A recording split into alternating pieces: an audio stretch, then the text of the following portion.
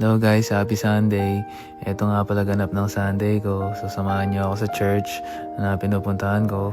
Ganda nga pala ng message ni Pastor dito. Sana hindi natin makalimutan yun.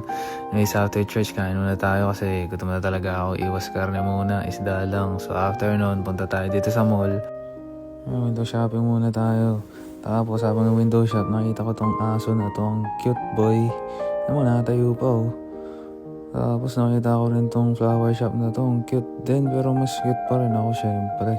Okay, lipat naman tayo sa seafood para bumili ng palamig. Alam mo na kung anong bibilhin. Ang aloha. Ayun, nahulog pa nga. Pulutin mo na yan, boy.